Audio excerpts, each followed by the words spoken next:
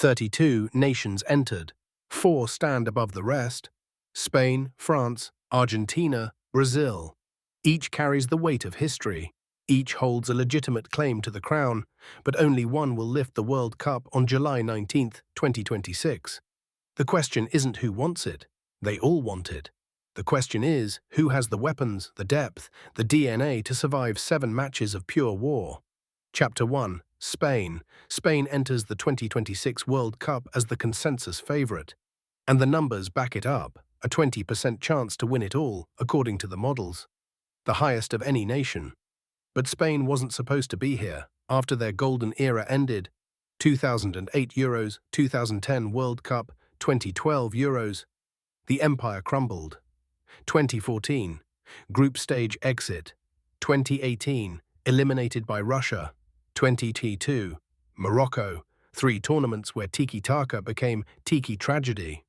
Then Luis de la Fuente arrived, and everything changed. Euro 2024 champions, Nations League champions, a 21-match unbeaten run heading into the tournament.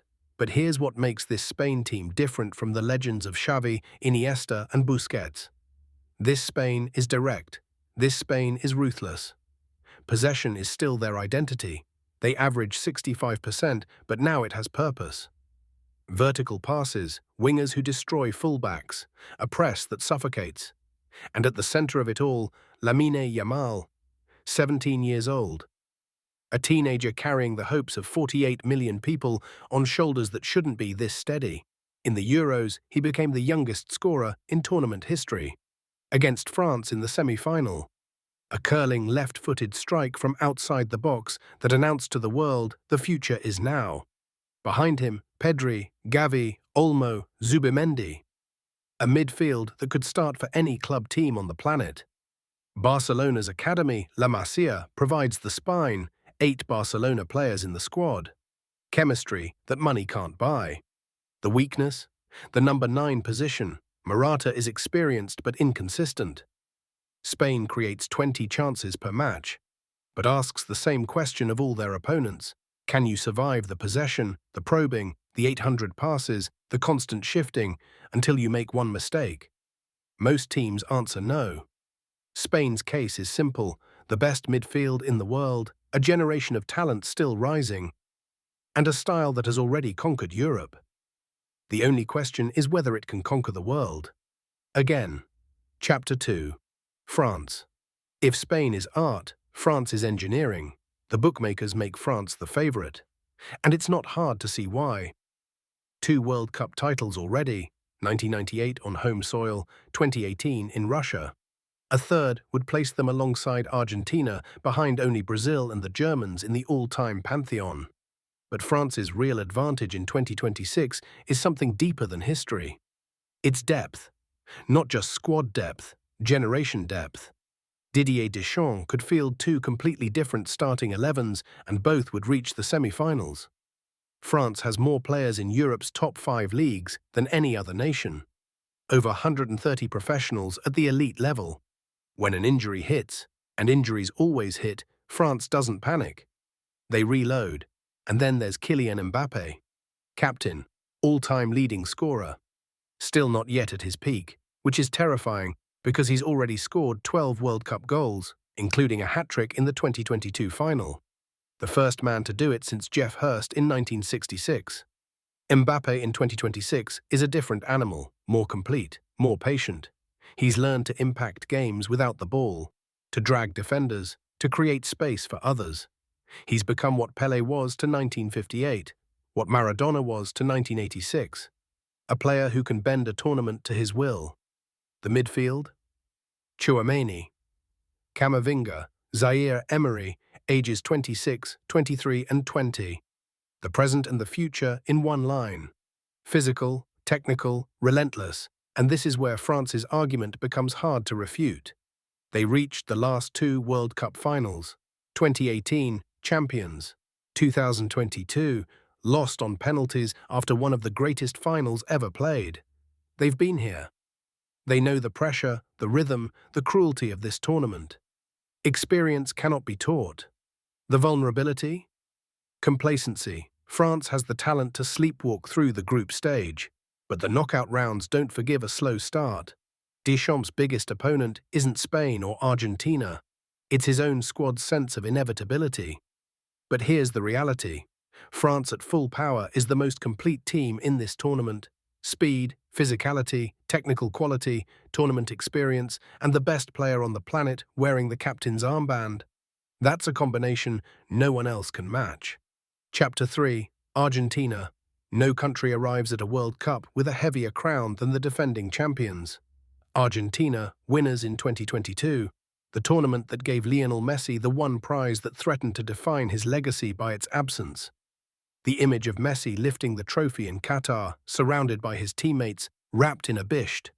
That is seared into football history forever. But 2026 asks a different question. Can they do it again? No team has defended the World Cup since Brazil in 1962. 64 years, 12 tournaments. Every champion tried. Every champion failed. Argentina's case begins and almost ends with one name, Lionel Messi, his 6th World Cup, at 38 years old. The legs are slower, the press is less intense, but the mind? Sharper than ever.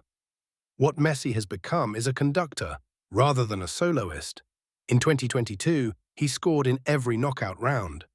In 2026, he orchestrates. He picks the passes that unlock defenses. He drifts into spaces no one sees. And when the moment demands it, when the stage is at its most terrifying, he still has the magic. But Argentina is not just Messi. Julian Alvarez, 26 years old, a relentless pressing forward who scored 4 goals in Qatar. Enzo Fernandez, the heartbeat of the midfield. Alexis Mac Allister. Cristian Romero, a spine that has grown together, won together, suffered together. The numbers tell a story of resilience. Argentina hasn't lost a competitive match in over 400 days.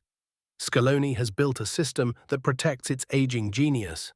The team runs more, tackles more, fights more, so Messi can think more. The question mark is physical. The tournament is in the United States, Canada, and Mexico. Summer heat, travel across 3 countries. The oldest squad among the favourites. Can aging legs hold up across 7 matches? But here's the thing about Argentina that statistics cannot measure. This team believes.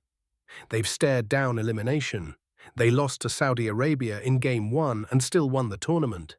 They survived the Dutch in a quarter-final that became a war. They beat France in the most dramatic final in living memory. Championship DNA is real. Argentina has it. Brazil has 5 stars. France has 2.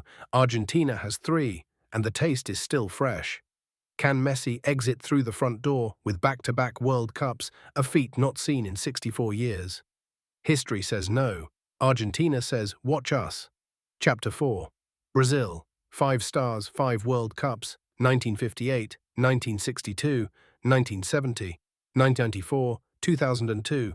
No nation has won more. No nation carries more expectation every time this tournament begins.